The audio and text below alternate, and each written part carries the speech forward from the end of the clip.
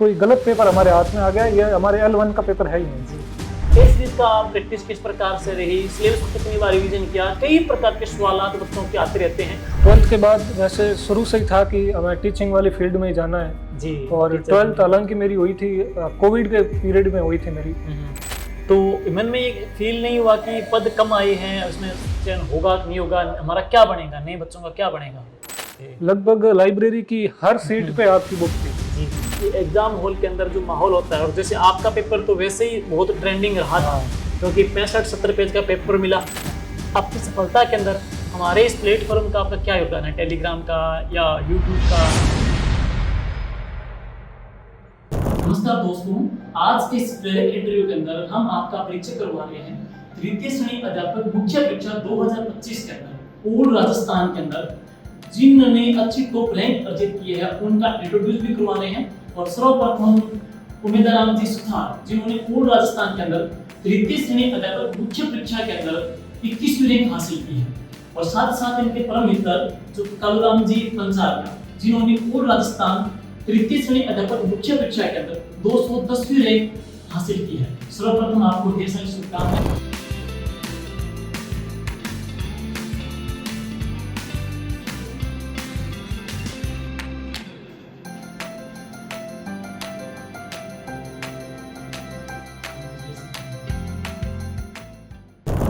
नमस्कार सभी साथियों का। जीके विद्या के जंगल यूट्यूब प्लेटफॉर्म पर आज के अपने जो मेहमान हैं वो है उमेदराम जी सुथार, जिन्होंने तृतीय श्रेणी अध्यापक मुख्य परीक्षा 2025 के अंदर लेवल फर्स्ट के अंदर पूरे राजस्थान के अंदर इन्होंने 21वीं रैंक हासिल की है। तो आपका हार्दिक स्वागत है और ढेरों शुभकामनाएं आपको एक बहुत बड़ी अचीवमेंट पर। दोस्तों, आज का ये वीडियो इंटरव्यू जो वीडियो है, एक प्रेरित वीडियो है, उन तमाम अभ्यर्थियों के लिए बहुत ही किफ़ायती और महत्वपूर्ण साबित होगा, क्योंकि इस वीडियो के माध्यम से जो टॉपर्स हैं, क्योंकि इतने लाखों बच्चों के अंदर 21वीं रैंक अर्जित करना इन्होंने हासिल की है, जो टॉपर्स है वो अपनी तैयारी के दौरान किस प्रकार का कंटेंट पढ़ा, कौन सी बुक्स पढ़ी, या ओवर थिंकिंग होना, टेंशन में आ जाना कई बार ये होता है, या टेस्ट सीरीज का प्रैक्टिस किस प्रकार से रही, सिलेबस को कितनी बार रिवीजन किया, कई प्रकार के सवाल बच्चों के आते रहते हैं। उन तमाम जो डाउट हम क्लियर करेंगे। तो सर्वप्रथम उमेदराम जी, आप अपना थोड़ा सा परिचय अपने साथियों को दीजिएगा।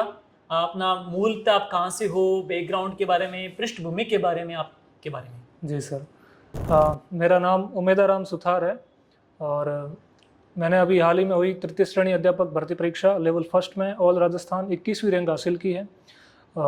मेरे पिताजी का नाम श्री नक्ताराम जी है, वो फर्नीचर का काम करते हैं। हम 2 भाई हैं, मेरे बड़े भाई भी फर्नीचर का काम ही करते हैं और मैं सबसे छोटा हूँ परिवार में।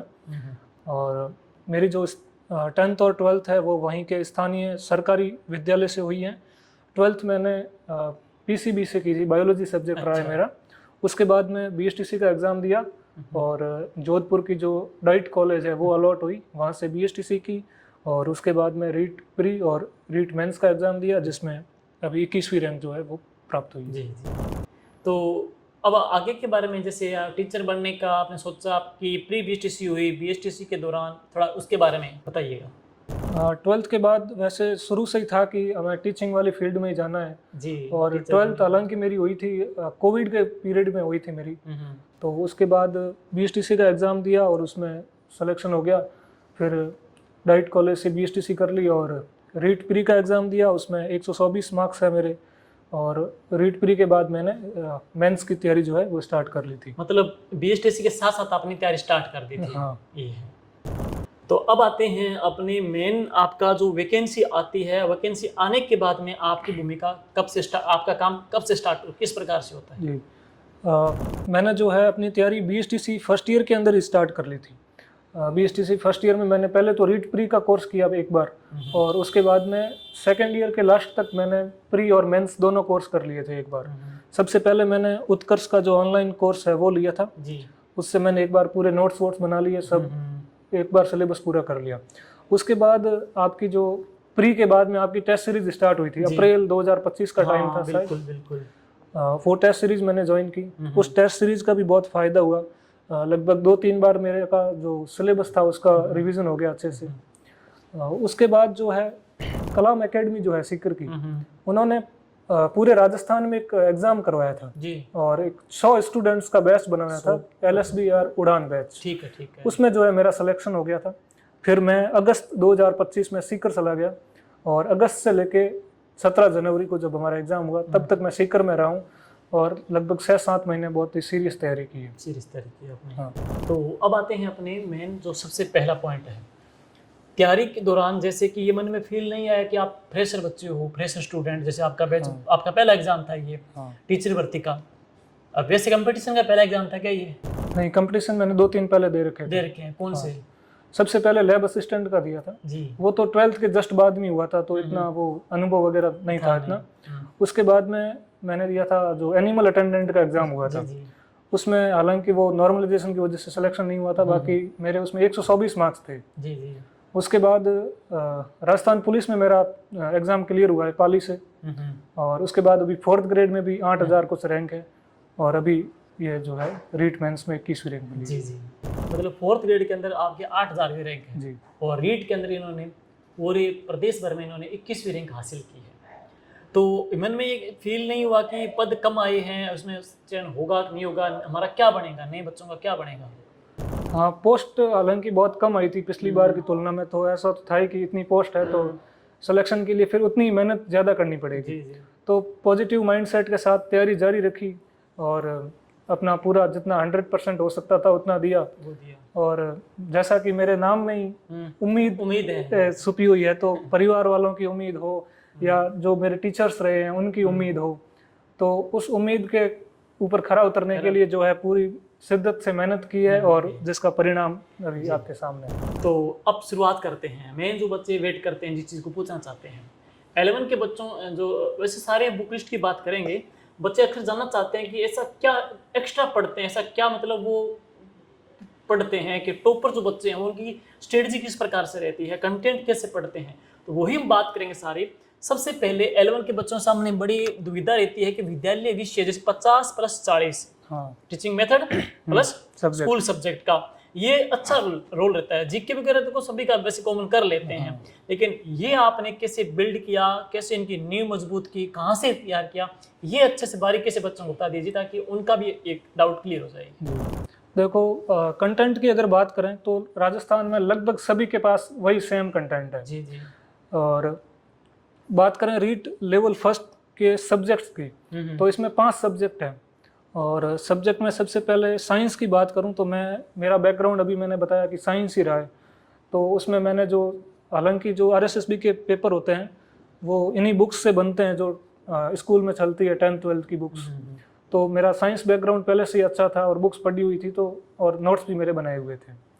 फिर बात करें SST की, SST में मेरे नोट्स भी बनाए हुए थे, और आपकी जो शॉर्ट नोट्स वाली क्लासेस थी वो मैंने देखी थी। हाँ, उस जो टेलीग्राम पे आपने PDF भी डाली थी, तो वो सारे नोट्स मैंने बना लिए थे।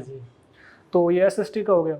उसके बाद में ICT की बात करें तो सबसे पहले तो आपकी जो बुक आई थी वो मैं लेके आया था। पहले मेरे कंप्यूटर पढ़ी हुई नहीं थी, तो इतना पहले समझ में नहीं आया। शाब्दिक की अपनी ICT की बुक आ गई थी, वहाँ पर ये है कि बच्चे का पहले बेस तो आना सही है। हाँ, कंसेप्ट क्लियर होना जरूरी है। तो मैंने उत्कर्ष के एक बहुत अच्छे टीचर हैं कंप्यूटर के, DPS जी जहांगीर जी, उनसे मैंने जो ऑनलाइन कोर्स ले लिया और एक बार पूरा सिलेबस कर लिया। फिर ऐसे यूँ कंप्यूटर में कॉन्फिडेंस आ गया और बुक भी समझ में आने लग गई पूरी, मतलब जितने भी कंप्यूटर के कंसेप्ट्स होते हैं वो सारे क्लियर होने लग गए। फिर PYQ वगैरह देख लिए तो कंप्यूटर हो गया। उसके बाद हिंदी और इंग्लिश की बात करें तो हिंदी तो शुरू से ही मेरी बहुत अच्छी रही है, और जो स्कूल में ग्रामर की बुक चलती है उसी से पेपर आता है, वो सारी अच्छे से तैयार थी मेरी। और इंग्लिश की अगर मैं बात करूं तो इंग्लिश में मेरा जो है पहले बहुत वीक रहा हूं मैं इंग्लिश में। मैंने जब मैं सीकर आया था तो एक सर के बारे में पता चला, पवन जी गोस्वामी, तो उनका जो है YouTube पे फ्री में कोर्स पढ़ा है पूरा, उसकी मैंने उनकी पूरी क्लासेस देखी और इंग्लिश में इतना कॉन्फिडेंट हो गया कि जब भी रीट मेंस का एग्जाम हुआ था उसमें 9 क्वेश्चन आए थे और मेरे 9 के 9 सही है। हाँ, फिर ये हो गए सब्जेक्ट्स। फिर टीचिंग मेथड की अगर बात करें तो टीचिंग मेथड के मामले में राजस्थान में कलाम एकेडमी जो है उसके कंटेंट सबसे शानदार है। चाहे वो राजेश जी सिंवर जो है वो टीचिंग मेथड्स के बहुत कंसेप्ट शानदार क्लियर करवाते हैं। और अगर आपको इंग्लिश पेडागोजी अगर पढ़नी है तो उनके भी कलाम में पहले टीचर थे मुकेश जी गढ़वाल जी। इंग्लिश पेडागोजी बहुत शानदार तरीके से पढ़ाते हैं और शिक्षण विद्या कलाम की बहुत अच्छी है। और साइकोलॉजी की अगर मैं बात करूं तो साइकोलॉजी राजस्थान में धीर सिंह धाबाई से मैंने पढ़ी है, उनकी बुक थी मेरे पास, MCQ वाली बुक थी। और जो मेरे पास नोट्स थे साइकोलॉजी के, वो एक टीचर हैं अशोक जी पारीक नाम है उनका, बहुत ही शानदार उनके जो है पढ़ाने का जो है तरीका है, उनके मेरे पास हैंड रिटन नोट्स थे, उन्हीं को मैंने बार बार रिवाइज किया है, तो इससे साइकोलॉजी बहुत ही मेरी अच्छी हो गई थी। तो ये वो आपका विद्यालय विषय का टीचिंग हाँ मेथड का। हाँ। और अब बात आते हैं अपने अदर जो पार्ट है, जैसे शैक्षिक परिदृश्य जो आपका जुड़ा सब्जेक्ट आपने पहली बार पढ़ा होगा शायद, वो आपने किस प्रकार से तैयार किया? सबसे पहले एक बार जब ऑनलाइन कोर्स किया था तो शैक्षिक परिदृश्य के मैंने नोट्स बना लिए थे, तो उससे मोटा मोटा ऐसे आइडिया लग गया कि इस सिलेबस में ये चीज़ें हमें पढ़नी है और इस तरीके के कंसेप्ट हैं। और हालांकि ये नया सब्जेक्ट है, इतनी बुक्स भी नहीं थी मार्केट में, और इस सब्जेक्ट की पहली बुक शायद आप ही की आई थी मार्केट में। पब्लिकेशन ये सबसे पहली बुक आ गई थी और अध्यापक दिनेश जी कारेल ने बहुत अच्छी मेहनत की थी और बहुत अच्छी बच्चों बुक को उम्मीदों पे खरे उतरे थे। लगभग लाइब्रेरी की हर सीट पे आपकी बुक थी। जी जी। हाँ, और उससे लगभग सारे क्वेश्चन भी उसी से हुए, कवर हो गए थे जी। और उसके बाद मैं जब सीकर में रहा था कलाम में, तो वहाँ पर जो क्लासेस लगी थी उससे कंसेप्ट वगैरह सब क्लियर हो गए, तो उससे हो गया। और ये हो गया। और भाषा साहित्य का भी अलग पार्ट इसमें रोल था। भाषा साहित्य का कंटेंट जो है राजस्थान में आपको बहुत कम देखने को मिलेगा। कोई 10वीं की बुक है, उसमें 1-2 चैप्टर है, लेकिन उसमें कंटेंट बहुत कम है जी। तो कलाम की एक बुकलेट आती है भाषा साहित्य की, जो उन्होंने टेस्ट सीरीज में भी दी थी सबको, वो मेरे पास थी। और मैंने जो 11th और 12th में राजस्थानी भाषा साहित्य की बुक चलती है, उसके मैंने जितने भी रचनाएं और रचनाकार है उसके सारे मैंने हैंड रिटन नोट्स बना लिए थे, और जितनी भी रचनाएं थी सारी याद कर ली थी, तो इससे वो कॉन्फिडेंस आ गया उसमें भी। ठीक है, ये हो गया। और अब राजस्थान अध्ययन की किताबों का क्या कुछ इम्पोर्टेंस है, अगर आपने कोई पढ़ी होगी इनके बारे में भी? हालांकि जो कोचिंग वालों का मैटर होता है वो लगभग इन्हीं बुक्स से बनता है, कोई भी वहाँ। लेकिन एक बार इनकी रीडिंग लगाने से थोड़े कंसेप्ट क्लियर हो जाते हैं और बेसिक समझ जो है वो बन जाती है। तो मैंने भी पढ़ी थी, और ऐसे कोई क्वेश्चन जो कि मेरे नोट्स के अंदर नहीं थे उनको मैंने ऐड कर लिया, फिर बार बार नोट्स का ही रिवीजन किया। हाँ, अब देखो जीके भी हमने इसमें हो गया है, शैक्षिक परिदृश्य भी हो गया, टीचिंग मेथड हो गया, विद्यालय विषय भी हो गया। और इस कंटेंट को जैसे आपने शॉर्ट नोट्स बनाए, कितना टाइम लगा आपको? देखो ऐसा है कि अगर आप एक कोचिंग का मैटर पढ़ते हो तो आपको लगभग 4-5 महीने के अंदर आपका कोर्स हो जाएगा, लेकिन उससे आपको जो है वो सेटिस्फेक्शन नहीं मिलेगा कि, और कॉन्फिडेंस भी नहीं आएगा कि मेरे को सही कॉन्सेप्ट क्लियर हुए हैं कि नहीं हुए हैं। आपको रिसर्च करनी पड़ेगी कि राजस्थान में इस सब्जेक्ट का जो है परफेक्ट एक टीचर कौन है, उसके बारे में आप रिसर्च करोगे, वर्तमान के पैटर्न के अकॉर्डिंग कंटेंट दे रहा हो। और एक बात और बताना चाहेंगे, कई बार हम ये भी दावा भी नहीं करते कि मतलब हमारे प्लेटफॉर्म से जुड़े हुए हैं। एक स्टूडेंट, एक अभ्यर्थी होता है, वो शानदार जो टीचर, जैसे इन्होंने नाम लिया, पवन जी सर का नाम लिया, या टीचिंग मेथड का नाम लिया, कलाम का हुआ, इन्होंने हर वो जगह जहाँ से क्रीमी जो कंटेंट मिला वो इन्होंने कलेक्ट किया है। सिर्फ कलेक्ट करना ही नहीं है, उसके ऊपर खरा उतरना है, उसको पढ़ना है। तो अभी जैसे तृतीय श्रेणी अध्यापक के साथ साथ में है 4th ग्रेड की भर्ती भी आई, माइंड डाइवर्ट भी हुआ होगा, घर वालों ने किसी ने बोला, क्योंकि कई बच्चे ऐसे बोलते रहते हैं कि यार 5000 पोस्ट इसमें होगा कि नहीं होगा, पुराने बच्चे बहुत बैठे हैं, इधर 55-54 सीटें हैं, पहले इसकी तैयारी कर लो। तो आपका मन भी विचलित हुआ होगा? हाँ, जब 4th ग्रेड की वैकेंसी आई थी तो मैं तो पहले से रीट की प्रिपरेशन कर रहा था, और लगभग सिलेबस इसका सेम ही था, थोड़ी सी इंग्लिश और मैथ का सिलेबस अलग था, और मैंने उसकी अलग से तैयारी नहीं की थी, और इतनी तैयारी कर ली थी रीट की कि इतना कॉन्फिडेंस आ गया था कि इसमें तो हो ही जाएगा। हालांकि पोस्ट भी बहुत बढ़िया थी, और 4th ग्रेड में मेरा अभी 8000 समथिंग कुछ रैंक के साथ चयन हुआ है। अच्छा, 8000 रैंक का ये। ठीक है जी। और 4th ग्रेड तो बस एक प्रकार का जैसे आपका खुद का मूल्यांकन हो गया, बाकी मेन टारगेट आपका अध्यापक का ही था। अब बात करते हैं मेन जो कड़ी ये है कि एग्जाम हॉल के अंदर जो माहौल होता है, और जैसे आपका पेपर तो वैसे ही बहुत ट्रेंडिंग रहा था, क्योंकि 65-70 पेज का पेपर मिला।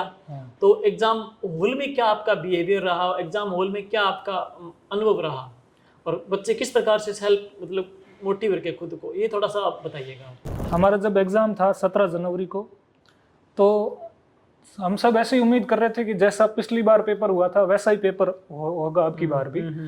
पिछले पेपर में सीधे फैक्ट पूछे गए थे, वन लाइनर क्वेश्चन पूछे गए थे। लेकिन हमारे थर्ड ग्रेड एग्जाम जो 17 जनवरी को हुआ था, उससे पहले आरएसएसबी का एक पेपर हुआ था, जमादार ग्रेड 2 का। हाँ, जमादार का पेपर। हाँ, तो हमारे कलाम में जो हमारे सर थे, राजेश जी हो, शायद खान सर हो, उन्होंने हमें बताया था कि जो अभी पेपर हुआ है लेटेस्ट आरएसएसबी का, उसका अभी पैटर्न चेंज हो गया है। तो उसमें जो है कथन कारण वाले क्वेश्चन आने लग गए, मिलान वाले क्वेश्चन आने लग गए।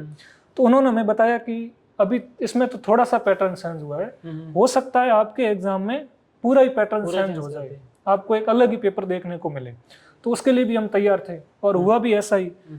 एग्जाम हॉल में जैसे ही एंटर हुए, पेपर हमारे सामने रखा, तो हमें लगा कि शायद कोई गलत पेपर हमारे हाथ में आ गया, ये हमारे L1 का पेपर है ही नहीं। तो फिर इधर उधर हमने सभी को देखा तो सबके लगभग एक ही एक्सप्रेशन था। हाँ, तो पता लग गया कि पेपर तो ये L1 का ही है और अभी 3 घंटे इसी पेपर के साथ निकालने हैं और जितना हो सकता है अपना 100% इसी पेपर में देना है। पहले हालांकि टेस्ट सीरीज में बहुत प्रैक्टिस कर ली थी हमने और हम टेस्ट सीरीज भी देते थे, तो 150 क्वेश्चन में 30-30 की ऐसे शिफ्ट लगा के हम जो है पेपर हैंडल करते थे।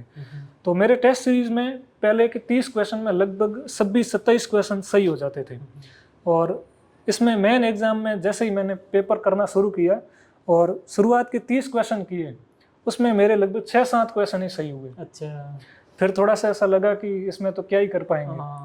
फिर थोड़ा सा मैं एग्जाम हॉल से उठ के बाहर गया, पानी पी के आया और खुद को ऐसा कहा कि अब यही पेपर है और इसमें जितना हो सकता है आपको 100% देना है। सिर्फ आपके लिए ये पेपर कठिन नहीं आया है, सभी के लिए एक जैसा ही पेपर है और सबकी हालत हमने देख भी ली थी एग्जाम हॉल में सबका।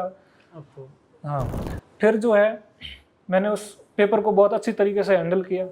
सामने घड़ी लगी हुई थी, टाइम को भी देखता रहा और पेपर को मैंने हल किया और पहले राउंड में मैंने लगभग 120 क्वेश्चन कर लिए थे और फिर सेकंड राउंड के अंदर मेरे लगभग 137 क्वेश्चन हो गए थे और मैंने 137 क्वेश्चन अटेंड किए थे और अभी मेरे इसमें 224 नंबर आ रहे हैं जी। तो मतलब एक अलग ही अनुभव रहा था। हाँ। और खुद को देखो, कई बार ऐसे हम प्री प्लान करके जाते हैं, जैसे ये भी गए थे, हम सोच जाते हैं पेपर आजकल पैटर्न चेंज हो जाए, तो खुद को भी एक प्रकार से कैसे मूव ऑन करना है वो भी काबिलियत अपनी होनी चाहिए। प्लस इन्होंने जितने क्वेश्चन अटेम्प्ट किए उसके पीछे रीजन एक था अभ्यास का। इन्होंने बहुत सारे टेस्ट लगाए हैं, हमारे प्लेटफॉर्म से जुड़े रहे ऑनलाइन के माध्यम से, कलाम के भी टेस्ट लगाए हैं, तो पीछे की तैयारी का बहुत ही ज़्यादा इनको बेनिफिट मिला है।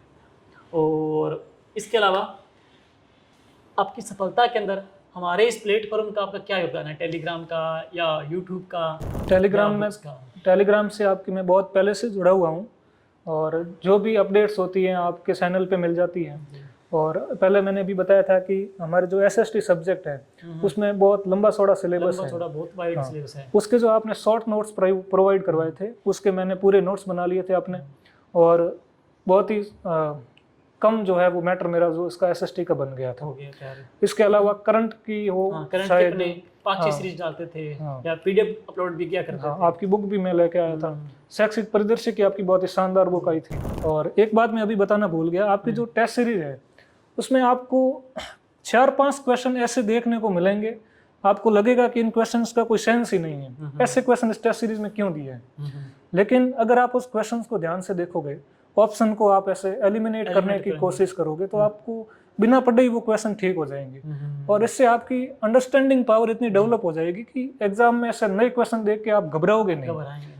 तो ऐसे आपको टेस्ट सीरीज में अगर नए क्वेश्चन दिखते हैं तो आपको पहले से पूर्वाग्रह नहीं बना के बैठना है कि ये कैसे क्वेश्चन आ गए हैं। आपको जो है अपनी अंडरस्टैंडिंग पावर को लेके उस पर थोड़ा रिसर्च करके ऑप्शन एलिमिनेट करके टैकल करो, वो क्वेश्चन सही हो जाएंगे आपके। बढ़िया, शानदार जी, थैंक यू। और आपके उज्जवल भविष्य की शुभकामनाएं। भविष्य में आपका आगामी लक्ष्य क्या रहेगा? अभी इसमें तो हो ही गया शिक्षक भर्ती में, अभी प्रशासनिक सेवा में जाने का जुनून जो है वो शुरुआत से ही रहा है, तो अभी उसकी प्रिपरेशन करेंगे। और उज्जवल भविष्य की ढेरों शुभकामनाएं। Thank you.